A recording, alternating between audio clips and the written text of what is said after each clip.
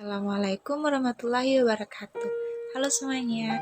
Di sini kami dari kelompok 4 akan mempresentasikan tugas kami yaitu mengenai mata kuliah praktik auditing dengan dosen pengampu Bapak Rizky Hernando SEMSC.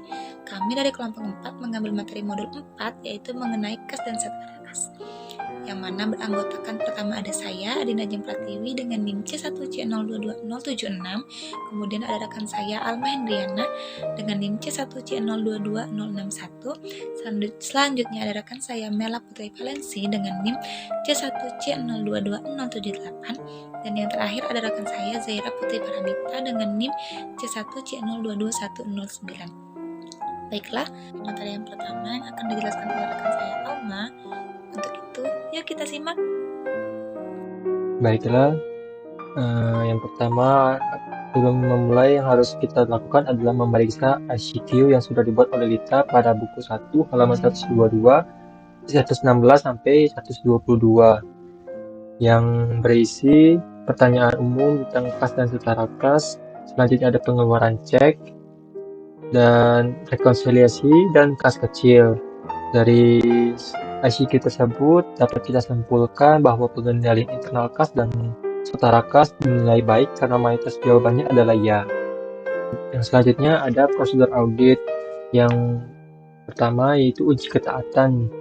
Yang pertama, tentukan sampel bukti-bukti pengeluaran dan penerimaan kas atau bank yang akan diperiksa untuk meyakinkan keabsahan transaksi dan minta tanda tangan atau para pejabat-pejabat yang berwenang. Ini sudah dilakukan dan ada di TOC 2 dan TOC 4. Selanjutnya ada nomor 2 yaitu yakinkan bahwa apakah semua dokumen-dokumen yang dipertanggungjawabkan sudah lengkap dan distempel lunas untuk menghindarkan bukti-bukti tersebut dipakai berulang. Yang ini juga sudah dilakukan dan ada di C1 dan C2 pada halaman 84 dan 85 di berita acara pemeriksaan arus kas kecil dan kas besar. Selanjutnya ada uji kewajaran. Yang bagian kas yaitu pertama siapkan skedul utama dari kas dan setara kas. Ini sudah dilakukan di pemeriksaan yaitu dengan kode indeks C. Selanjutnya ada yang kedua yaitu lakukan perhitungan kas atau cash account secara mendadak dan serentak untuk semua jenis kas yang ada di perusahaan serta buatkan berita acara pemeriksaan. Ini sudah dilakukan dan ada di C1 dan C2. Selanjutnya nomor 3 yaitu yakinkan bahwa buku kas telah ditutup per tanggal pemeriksaan dan semua bukti pengeluaran dan penerimaan kas telah dibukukan. Ini ada di C1 dan C2 juga. Selanjutnya ada nomor 4, bandingkan saldo kas menurut perhitungan kas dengan saldo buku kas. Ini sudah dilakukan dan ada di C1 dan C2. Selanjutnya nomor 5, apabila perhitungan kas dilakukan sesudah tanggal neraca, lakukan prosedur penarikan mundur atau trashback ke tanggal neraca, dan bila dilakukan sebelum tanggal neraca, lakukan penarikan maju atau trace forward ke tanggal neraca. Ini telah dilakukan dan ada di pemeriksaan bagian indeks C1.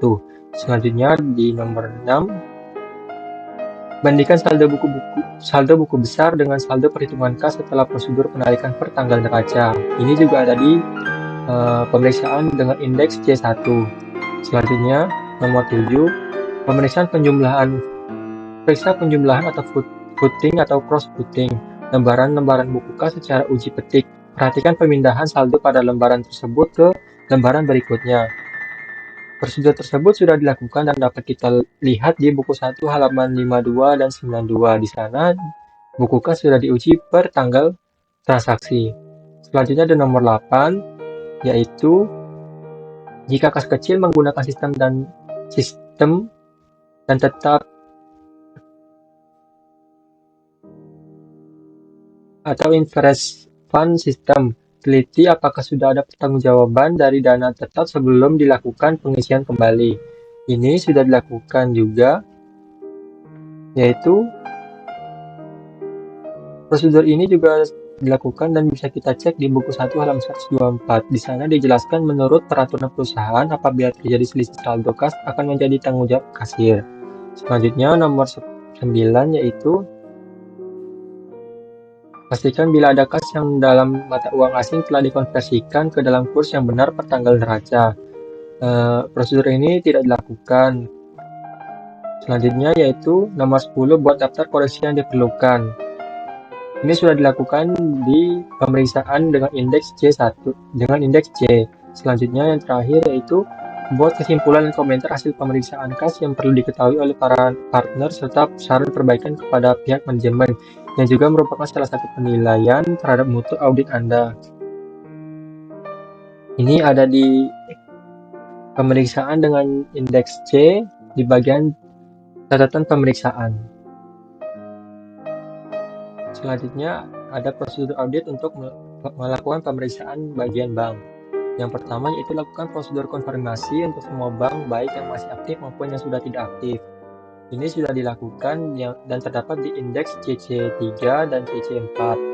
Dan selanjutnya minta dari klien hasil rekonsiliasi bank dan periksa kebenaran rekonsiliasi tersebut meliputi pencocokan saldo rekening R atau K dengan saldo buku besar bank, pemeriksaan cek atau giro yang masih beredar atau outstanding cek dan setoran dalam perjalanan atau deposit in transit. Ini ada di C3.1 dan C4.1. Yang ketiga yaitu yakinkan bahwa saldo bank uang dalam mata uang asing telah dikonversikan ke dalam kurs yang benar per tanggal neraca. Ini belum dilakukan. Selanjutnya, yakinkan bahwa setiap pembukuan dan penutupan rekening bank mendapat persetujuan dari pejabat yang berwenang. Mintalah informasi mengapa perlu dibuka rekening baru maupun alasan dari penutupan rekening. Ini tidak dilakukan juga. Selanjutnya, nomor 5, yakinkan bahwa tidak ada lapping atau window dressing dengan memeriksa bukti-bukti penerimaan dan pengeluaran akhir tanggal neraca. Ini ada di pemeriksaan dengan indeks TOC2 dan TOC4. Nomor 6 yaitu untuk rekening yang sudah tidak aktif mintalah penjelasan dari klien dan sarankan untuk ditutup saja. Ini tidak dilakukan. Nomor 7, yakinkan bahwa rekening di bank merupakan rekening atas nama perusahaan, bukan perorangan. Ini sudah dilakukan dan bisa kita cek di buku 1 halaman 129 yaitu rekening bank cabang kepada PT Sugus dan halaman 130 rekening koran Bank Lopo kepada PT Sugus. Selanjutnya nomor 8 yaitu perhatikan apakah ada kelebihan saldo di bank yang tidak digunakan dalam waktu singkat dan sarankan sebaiknya didepositkan saja untuk mendapatkan tingkat bunga yang lebih tinggi. Ini juga sudah dilakukan dan bisa kita lihat atau cek di buku 1 halaman 123 yaitu pada bagian deposito berjangka sebesar 450 juta rupiah. Dan selanjutnya periksa penerbitan dan penkreditan yang ada dalam jurnal dan dibukukan ke buku besar. Dan pemeriksaan ini meliputi hal sebagai berikut, dan ini sudah dilakukan di TOC2 dan TOC4. Selanjutnya, nomor 10 yaitu apakah ada hal-hal yang perlu diungkapkan dalam surat pernyataan klien atau client representation letter, dan catat hal-hal yang perlu diberikan dalam saran-saran perbaikan kepada pihak manajemen dalam surat manajemen atau manajemen letter. Hal ini sudah dilakukan pada pemeriksaan dengan indeks C. Selanjutnya nomor 11 yaitu buat kesimpulan dan komentar hasil pemeriksaan bank yang perlu diketahui oleh para partner. Ini ada di indeks C, pemeriksaan dengan indeks C. Baiklah, selanjutnya ada prosedur audit untuk investasi jangka pendek. Yang pertama yaitu siapkan schedule utama dari investasi jangka pendek. Ini sudah dilakukan di pemeriksaan dengan indeks D.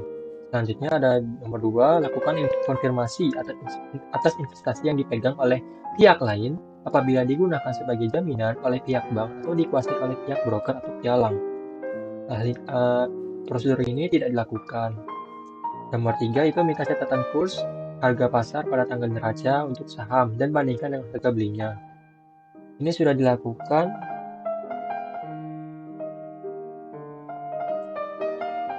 dan dapat kita cek di buku 1 halaman 125 yaitu kurs dolar yang ditetapkan oleh Bank Indonesia pada tanggal 31 Desember 2018 adalah yaitu Rp15.000. Selanjutnya nomor 4, periksa transaksi penambahan dan pengurangan dengan melihat bukti pembelian dan penjualan serta apakah telah mendapat persetujuan dari pejabat yang berwenang. Ini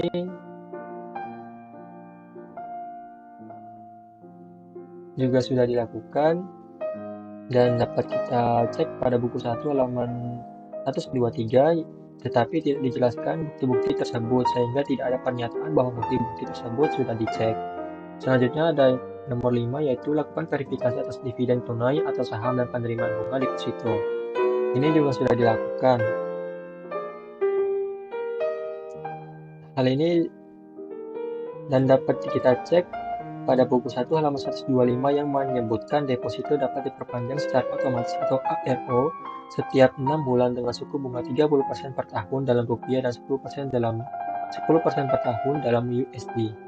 Selanjutnya yang keenam, yaitu lakukan pengecekan pencatatan investasi apakah sudah sesuai dengan standar akuntansi yang berlaku umum. Ini juga sudah dilakukan dan karena sudah sesuai dengan ketentuan standar akuntansi yang berlaku umum. Dan yang terakhir ada prosedur yang ketujuh, yaitu perhatikan klasifikasi dari setara kas bahwa investasi tersebut segera akan jatuh tempo dalam 3 bulan atau kurang dari 3 tanggal perolehannya, termasuk sebagai kelompok setara kas dan tidak dijadikan sebagai jaminan jika lebih dari 3 bulan, termasuk investasi jangka pendek. Ini juga sudah dilakukan dan bisa kita lihat di buku 1 halaman 125 dengan pernyataan berdasarkan penjelasan dari klien bahwa investasi pada saham hanya bersifat sementara, tidak dimaksudkan untuk mengendalikan perusahaan tersebut dan akan dijual kembali apabila dibutuhkan dana kas. Baiklah, selanjutnya saya serahkan. Baiklah, saya Mela Rizky Valensi akan melanjutkan penjelasan modul 4, yaitu kas dan setara kas. Yang pertama, saya akan menjelaskan pengisian kertas kerja, berita acara, pemeriksaan uang kas. Sebelum itu, dapat dilihat datanya. Data ini tuh terdapat pada buku 1 halaman 123. Di sini disebutkan bahwa buku kas besar berasal dari penjualan tunai dan tagihan dari penjualan kredit yang biasanya disetorkan kepada bank esok hari secara utuh. Anda melakukan perhitungan fisik pada tanggal 5 Januari 2019 dari jam 16.30 sampai dengan jam 17.00 dengan saudari Sabrina sebagai kasir. Nah, jadi yang pertama perlu kita isikan nama perusahaannya, yaitu PT Subus. Dilakukan pada tanggal 5 Januari 2019. Pemegang kas yaitu saudari Sabrina sesuai data yang tadi. Kemudian yang A, sisa uang kas menurut buku kas. 1. Sisa menurut buku kas pada tanggal 5 Januari 2019 yaitu 3 juta. Nah, dapat 3 juta ini sesuai data buku besar dari saudari Olivia. Di sini terdapat saldo sebesar 3 juta. Kemudian yang kedua, mutasi dari tanggal 1 Januari 2019 sampai dengan 5 Januari 2019. Ada jumlah debit sebesar 24 juta dan jumlah kredit 24 juta. Nah, itu datanya berasal dari 3 transaksi ini. Dimana di debit ini jika dijumlahkan 10 juta ditambah 7.500.000 ditambah 6.500.000 yaitu 24 juta, dan di kredit 3 juta ditambah 10 juta ditambah 11 juta juga hasilnya 24 juta. Nah, karena jumlah debit dan jumlah kreditnya ini sama, jadi tidak ada selisih bersihnya. Kemudian yang ketiga, sisa buku kas pada tanggal 30 Desember 2018 yaitu 3 juta. Nah, yang keempat ada pemasukan yang belum dibukukan sebesar 11.900.000. Dari mana dapatnya? Yaitu dari sini. Bahwa ada giro dari langganan yang sudah diterima oleh saudari Patricia tetapi belum disetorkan ke bank. Ini ada dari PT Merdeka sebesar 10 juta, ada PT Wahana sebesar 1.500.000 dan dari PT Zaira sebesar 400.000. Nah, jika dijumlahkan maka akan mendapatkan hasil 11.900.000. Yang kelima, pengeluaran yang belum dibukukan. Tidak ada dijelaskan di data bahwa adanya pengeluaran sehingga di sini dikosongkan. Jadi jumlah sisa uang kas menurut buku kas besar yaitu 3 juta ditambah dengan 11.900.000 yaitu 14.900.000. Nah, kemudian yang B, uang dalam kas. Kita isikan uang tunai kertas. Di sini ada uang tunai kertas sebesar 50.000 sebanyak 125 lembar. Diisikan di sini. Begitupun selanjutnya. Tinggal memindahkan data yang ada di sini ke dalam sini, dalam kertas kerjanya. Begitupun untuk uang logam, cara juga sama, tinggal memindahkan saja. Nah, sehingga didapat bahwa jumlah uang tunai yaitu 11 juta. Kemudian yang kedua, surat-surat berharga sebesar 11.900.000. Ini sama kayak yang nomor 4 ini, bahwa ada pemasukan yang belum dibukukan 11.900.000 dan di surat-surat berharga ini kita masukkan juga sebesar 11.900.000. Sehingga jumlah uang dalam kas yaitu jumlah uang tunai 11 juta ditambah dengan surat-surat berharga yaitu 11.900.000 sehingga jumlah uang dalam kasnya 22.900.000. Nah, ternyata jumlah uang dalam kas itu hasilnya tidak sama dengan uang kas menurut buku kas besar. Di sini terjadi selisih lebih sebesar 8 juta.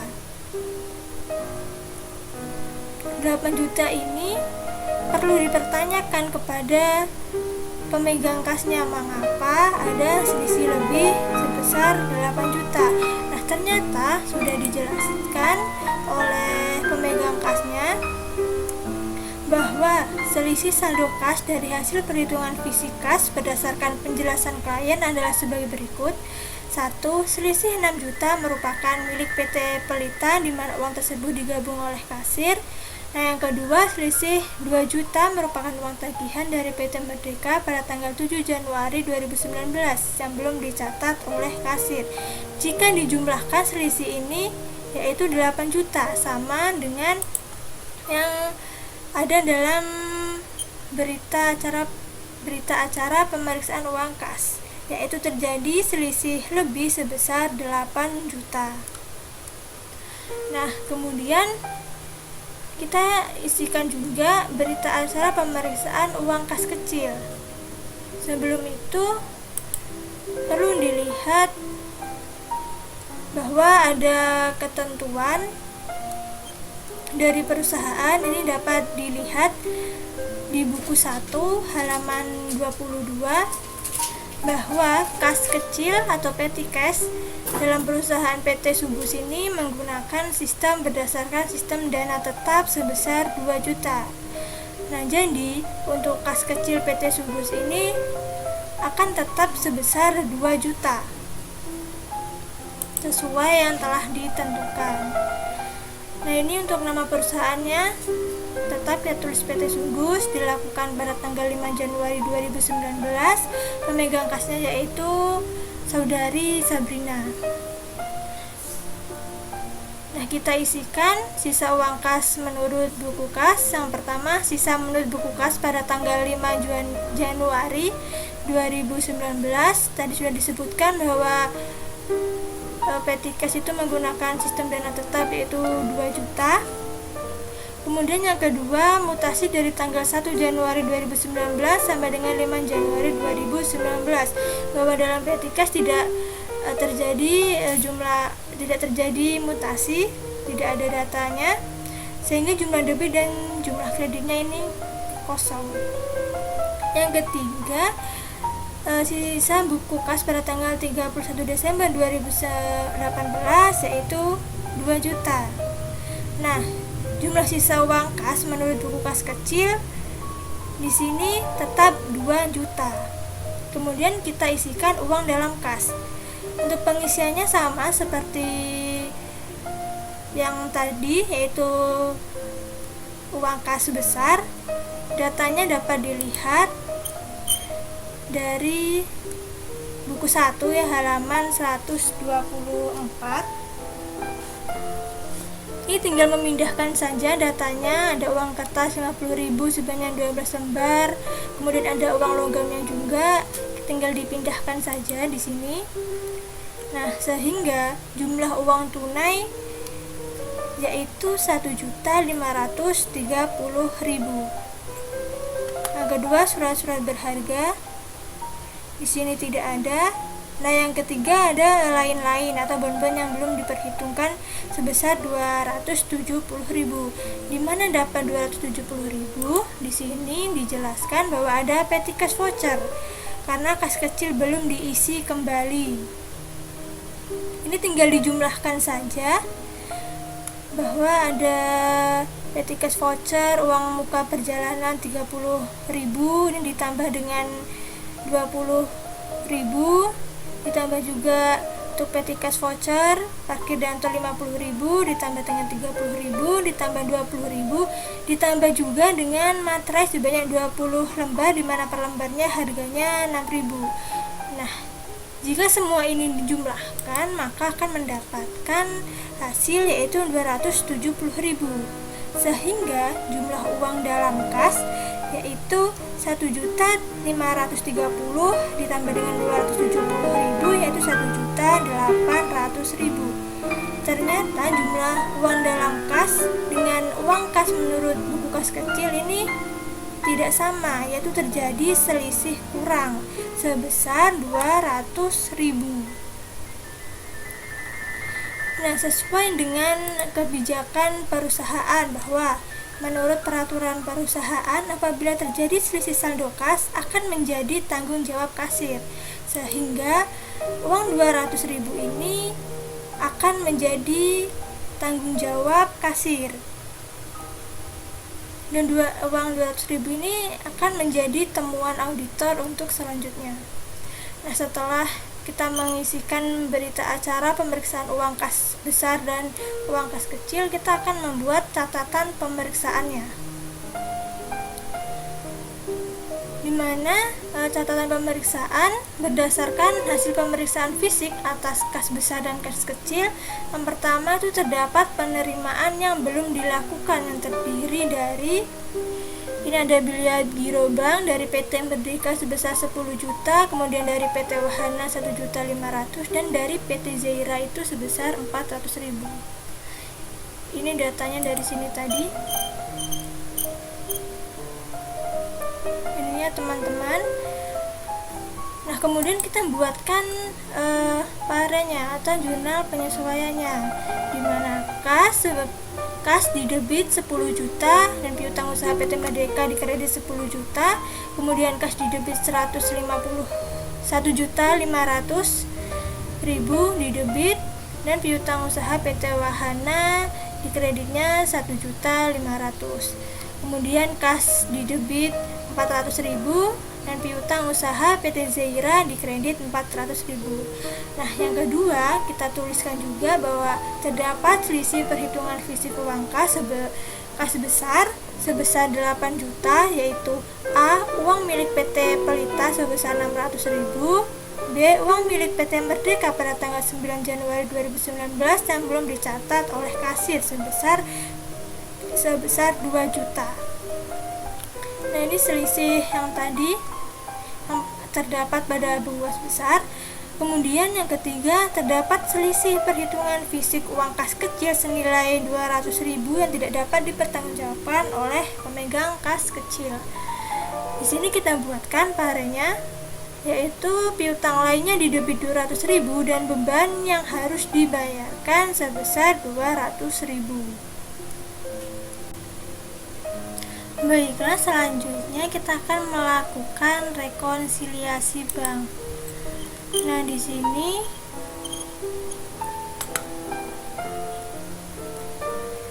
disebutkan bahwa pada bulan Desember 2018 klien belum membuat rekonsiliasi bank, sehingga saldo bank per 31 Desember 2018 berdasarkan dari saldo buku bank perusahaan terlampir.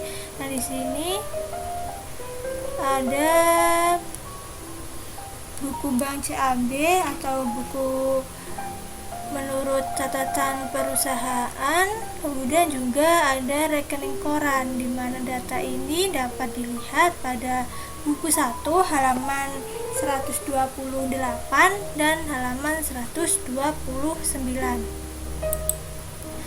Dalam rekonsiliasi bank ini kita perlu membandingkan apakah saldo menurut pembukuan dan saldo menurut rekening koran itu sudah sama atau terjadi selisih. Nah, di sini ternyata saldo menurut pembukuan PT Sungguh sebesar Rp5.849.910.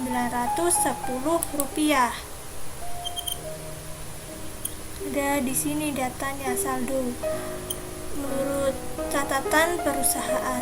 Nah, untuk saldo menurut rekening koran sebesar Rp4.991.410. Ini sesuai dengan saldo dalam rekening koran. Di sini ya teman-teman, yaitu Rp4.991.410.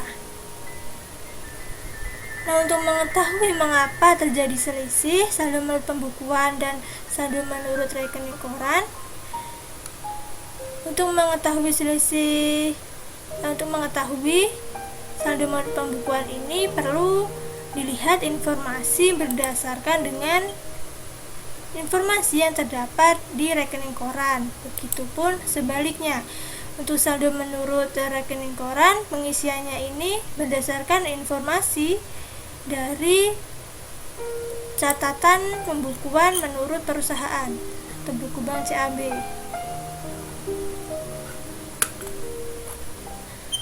Baiklah, yang pertama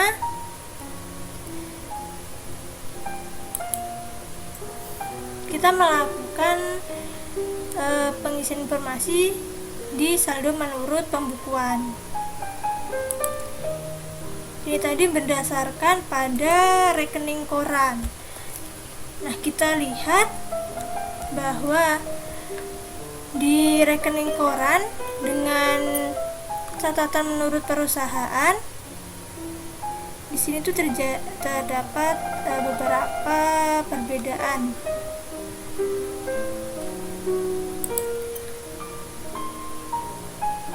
Nah, yang pertama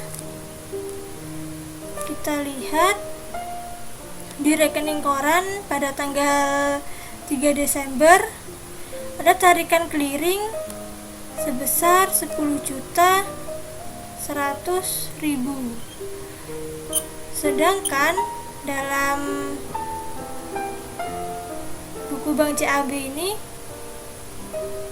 sebesar 100.110.000, terjadi selisih kurang. Sehingga dalam rekonsiliasi bank ini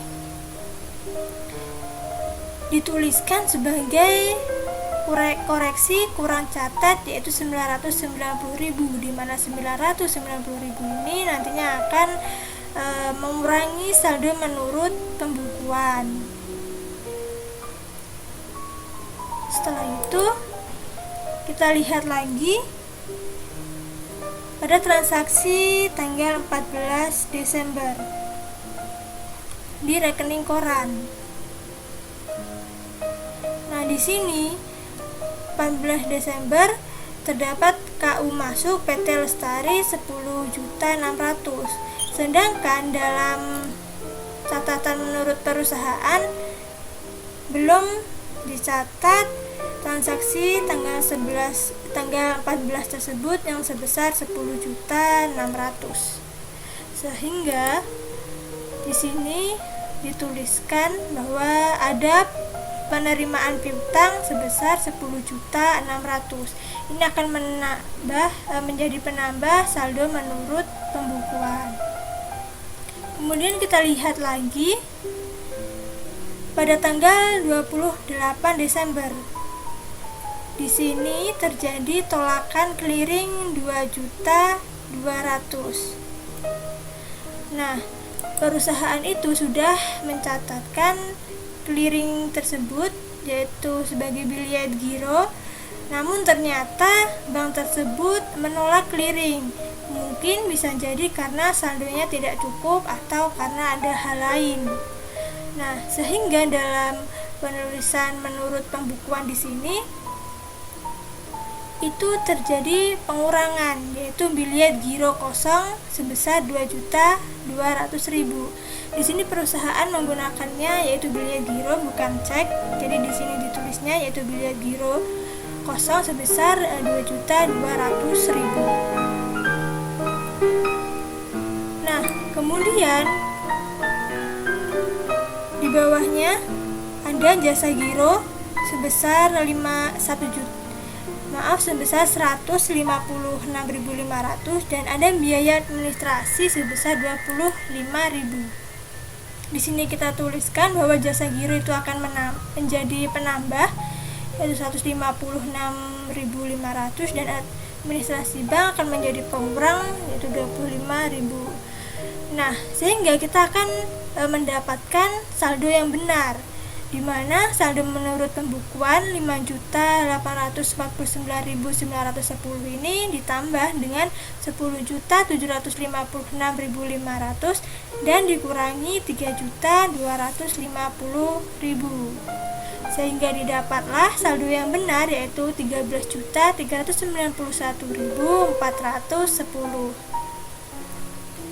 Nah, kemudian ini kita isikan juga yang saldo menurut rekening koran. Kita dapat melihat informasinya. Ini berdasarkan pada catatan perusahaan. Yang pertama kita lihat dulu pada tanggal 28 Desember ada setoran tunai dari kas besar sebesar 20 juta. Tetapi di rekening koran ini belum muncul adanya setoran tunai dari kas besar sebesar 20 juta. Sehingga dituliskan bahwa ada setoran dalam perjalanan sebesar 20 juta di mana nantinya ini akan menambah saldo menurut rekening koran. Kemudian kita lihat lagi dalam buku catatan menurut perusahaan pada tanggal 26. Di sini ada pembayaran utang PT Caraka yang jatuh tempo pada tanggal 28 Desember 2018 sebesar 11 juta. Namun transaksi ini belum muncul di rekening koran. Sehingga akan terjadi adanya biliet giro yang masih beredar sebesar 11 juta. Nah, 11 juta ini akan menjadi pengurang dari saldo menurut rekening koran. Mengapa ini disebut sebagai biliet giro yang masih beredar? Karena perusahaan atau PT Subus itu kan telah membayarkan utangnya kepada PT Caraka dalam bentuk clearing. Namun PT Caraka belum mengclearingkan biliet giro tersebut, sehingga dalam rekening koran atau dalam banknya itu terjadi biliet giro yang masih beredar. Nah, dari sini kita akan mendapatkan saldo yang benar, yaitu saldo menurut rekening koran sebesar 4.391.410 ditambah dengan setoran dalam perjalanan 20 juta, kemudian dikurangi dengan biliet giro yang masih beredar yaitu 11 juta.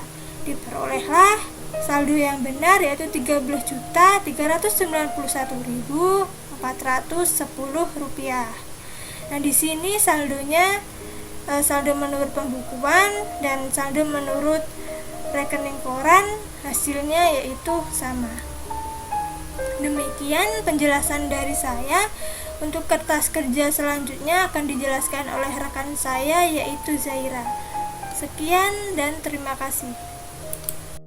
Selanjutnya penjelasan akan dijelaskan oleh saya sendiri. Kita akan membandingkan saldo menurut rekening koran Bank CAB dengan saldo menurut pembukuan Bank CAB. Nah, di saldo menurut semua data-data yang akan saya jelaskan pada video ini itu saya ambil dari satu praktik auditing. Nah, kalian bisa lihat sendiri di bukunya. Terus yang pertama itu saldo menurut rekening koran. Itu tuh untuk Bank CAB itu ada 4.149.910 ditambah dengan penerimaan piutang. Nah, itu tuh didapat dari selisihnya, selisih dari itu sekitar 950.000. Nah, penerimaan piutang 10.600 tambah jasa giro 156.500, jumlah penambahan itu 10.756.500. Saldo untuk pembukuan menurut pembukuan dikurangi 190 untuk biliet giro kosong tuh 2.200.000. Admin banknya itu 25.000, jumlah pengurangannya itu 3.250.000. Terus biliet giro yang beredar itu masih 11 juta. Terus saldonya sama-sama 13 juta 391.410. Selanjutnya sporting schedule Bank CAB itu tuh catatan pemeriksaannya berdasarkan hasil pemeriksaan Bank CAB atas kas besar dan kas ditemukan satu terjadi kurang catat atas pembayaran utang kepada PT Berkat tanggal 2 Desember 2018. Itu dicatat seperti utang usaha di debit dan Bank CAB di kredit. Terus sebelum mencatat atas penerimaan dari PT Lestari itu Bank CAB-nya di kredit, piutang usahanya Bank CAB-nya di debit dan piutang usahanya itu di kredit. Yang ketiga, salah satu biliet giro yang diterima dari pelanggan ternyata kosong. Itu piutang usahanya di debit dan Bank CAB-nya di kredit. Yang keempat, perusahaan belum mencatat biaya administrasi dan jasa giro. Itu biaya administrasi bank dan Bank CAB itu di debit dan pendapatan lain-lain di kredit.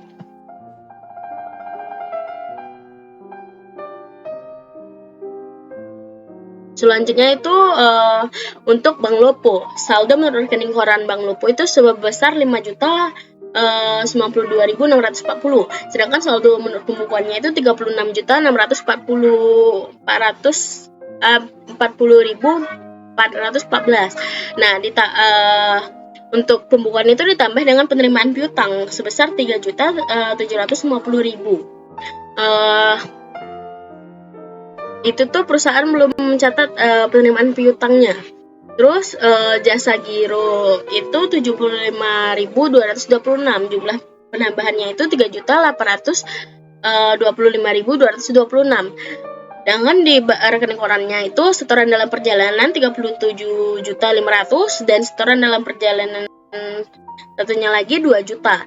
Jadi jumlah penambahannya 39.500 dan untuk pembukuannya itu dikurangi dengan biaya cek giro 18.000, biaya admin bank 5.000, biliet kosong 3.350.000, jumlah pengurangannya 3.379.000. Untuk rekening koran dikurangi biliet giro beredar PT Elang 2 juta, biliet giro beredar PT Caraka 5.500.000. Jumlah pengurangannya itu 7.500.000.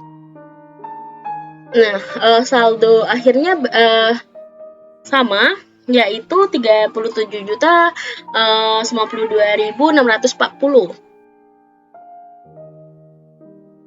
Oke, selanjutnya itu penjelasan ke sportif schedule Bank Lopo, catatan pemeriksaan berdasarkan hasil pemeriksaan Bank Lopo atas kas besar dan kas kecil ditemukan satu perusahaan belum mencatat atas penerimaan piutang. Itu Bank Lopo-nya di debit, piutangnya di kredit.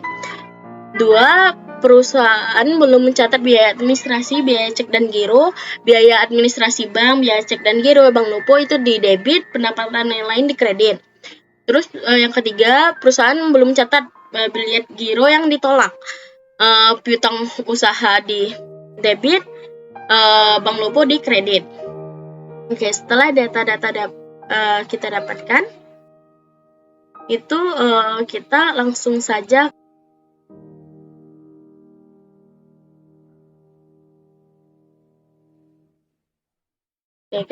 ke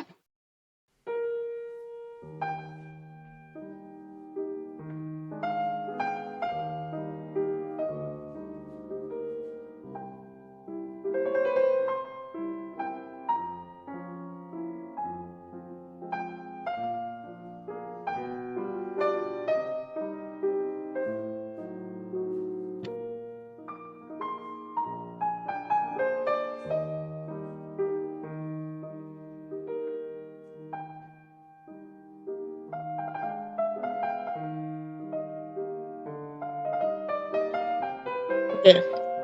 Nah, pada indeks C ini kita bisa lihat dari kita bisa masukin kas besar 3 juta,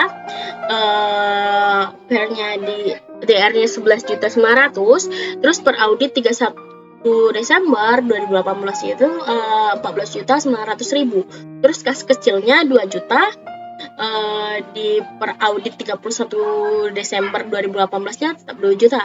Bank CAB itu 4.391.410, dan per 10.731.500. Jadi totalnya per auditnya itu 31 Desember 2018 itu 13.391.410. Terus ini tuh hasil pengurangan 3.802.226, hasilnya 37.052.610. Itu kita dapat dari data-data yang tadi juga. Terus untuk Bank Lopo itu 36.640.414 itu jadi hasil per audit 31 Desember 2018 itu ada 67.384.050. Terus untuk per kliennya itu 47.490.324. Sekian penjelasan dari saya. Saya ucapkan terima kasih. Baiklah, di sini saya akan menjelaskan materi selanjutnya, yaitu pada indeks D, skedul surat berharga. Nah, di sini yang mana pertama terdapat keterangan deposito berjangka per klien 31 Desember 2018-nya, yaitu sebesar 1.450 juta rupiah. Nah, ini kita dapatkan pada buku 1 halaman 123. Di sini debit dan kreditnya tidak saya letakkan karena menurut saya di sini sudah sesuai ya. Yang jumlah di sini itu sudah sesuai dengan yang di buku 1. Pada halaman 123 yaitu terdapat saldo awal 1 miliar, lalu di deposito 30.000 US dollar dikalikan dengan kurs 15.000, maka mendapatkan hasil sebesar 50 juta rupiah. 50 juta rupiah kita kalikan dengan 1 miliar tadi, kita rupiahkan, maka mendapatkan hasil 1.450 juta rupiah. Untuk itu langsung kita letakkan di sini ya, deposito berjangka per klien 31 Desember 2018-nya yaitu sebesar 1.450 juta rupiah, dan per auditnya juga 1.450 juta rupiah. Kemudian yang kedua terdapat investasi pada saham yaitu sebesar 265 juta rupiah. Ini kita dapatkan dari buku 1 halaman 125. Nah, di sini yang mana keterangan investasi pada saham ini kita lihat pada buku 1 halaman 125, yang mana pada PT Garam itu untuk nilai harga per sahamnya sebesar Rp10.200, sedangkan untuk PT Gudang nilai per sahamnya itu sebesar Rp8.375. Di sini kan kita nanti kan akan melihat apakah terjadi penaikan atau penurunan pada masing-masing PT tersebut. Dan untuk melihat kenaikan atau penurunannya ini tentu kita harus mengetahui harga dari masing-masing saham tersebut. Dapat kita lihat pada buku 1 halaman 123, yaitu saldo awal pada PT Garam yaitu sebesar Rp200 juta, di mana keterangan pada investasi saham yang telah masuk sertifikat deposito ini untuk PT Garam sendiri sebelumnya sebanyak 20.000 lembar ini menjadi 10.000 lembar. Maka di sini mengalami perubahan. Jadi untuk PT Garam saldo awalnya Rp200 juta ini kita bagikan dengan 20.000 untuk yang pertama tadi. Kemudian dapatlah hasil 10.000 lembar. Kemudian 10.000 lembar ini kita kalikan dengan perubahan yang akhir tadi yaitu sebesar 10.000 juga. Maka dapat hasilnya sebesar Rp100 juta nih. Pada catatan pemeriksaannya ya, perusahaan belum mencatat penurunan atas investasi saham, yaitu sebagai berikut. Untuk PT Garam harga perolehannya Rp100 juta. Kita dapatkan dari penjumlahan tadi. Nah, untuk PT Gudang ini sendiri, di sini saldo awalnya sebesar Rp170 juta.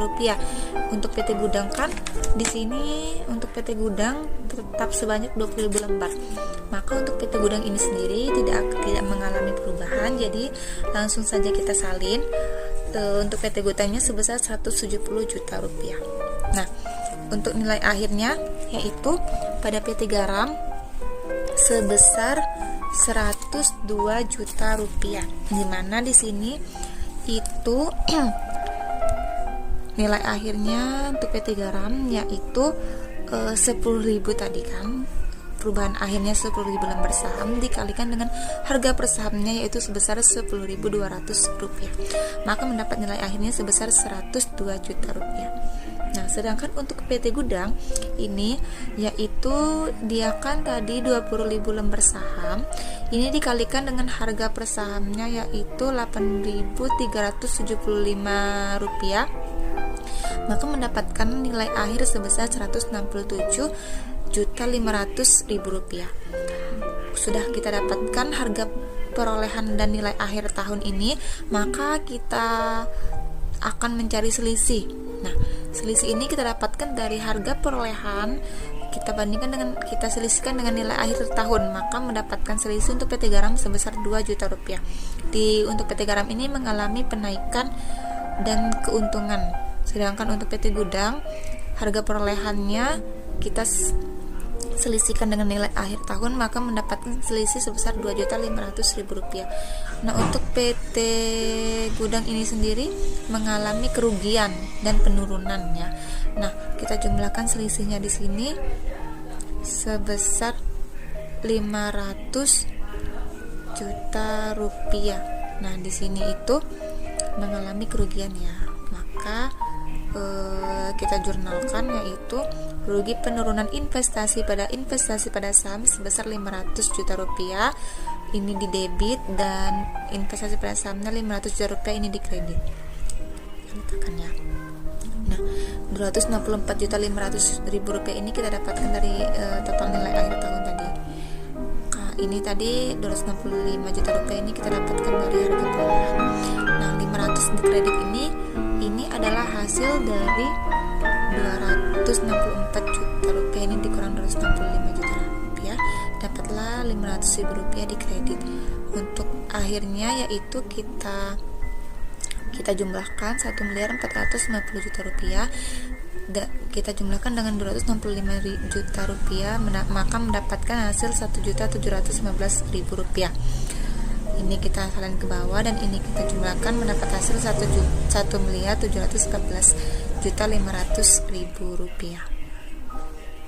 Selanjutnya yaitu pada indeks TUC2 skedul uji transaksi penerimaan bank, Di sini itu ada yang pertama, ada tanggal, kemudian ada bukti bank masuk, kemudian ada keterangan, kemudian ada jumlah rupiah, terus ada kelengkapan dokumen pendukung, kebenaran penghitungan otomatis, otorisasi, kebenaran nomor akun, dan kebenaran posting. Nah, untuk ini kita mengacu pada halaman 68 sampai 76 pada buku 1 yaitu di mana di sana terdapat dokumen pendukung yang lengkap dan sesuai. Kemudian perhitungan otomatisnya telah sistematis, otorisasinya ada, serta telah diposting ke buku besar dengan baik dan benar dan telah sesuai. Di sini untuk kita lihat yang pertama itu ada kelengkapan dokumen pendukung, yaitu di sini lebih lengkapnya dapat kita lihat pada halaman 68 sampai 76 pada buku 1 yang mana di sana telah lengkap dan sudah sesuai. Maka untuk kelengkapan dokumennya kita centang semuanya karena telah lengkap. Kemudian untuk kebenaran perhitungan otomatis ini karena di buku 1 ini tidak ada perhitungannya, jadi di sini kita hitung sendiri ya. Telah kita hitung sendiri dan telah diperiksa oleh kelompok 4 kami, semuanya sudah sesuai dan benar, maka semuanya kita centang. Kemudian untuk otorisasinya ini udah sesuai dan benar pada buku 1 halaman 68 sampai 76 tadi, maka di sini kita centang semua. Nah, sedangkan untuk kebenaran nomor akun ini sendiri di buku 1 ini kita melihat pada daftar akun halaman 15 nomor akunnya tidak sesuai dan tidak benar, maka di sini kita silang semuanya.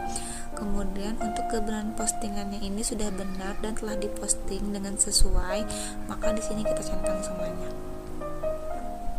Baiklah, selanjutnya pada indeks TOC 4 yaitu schedule uji transaksi pengeluaran bank.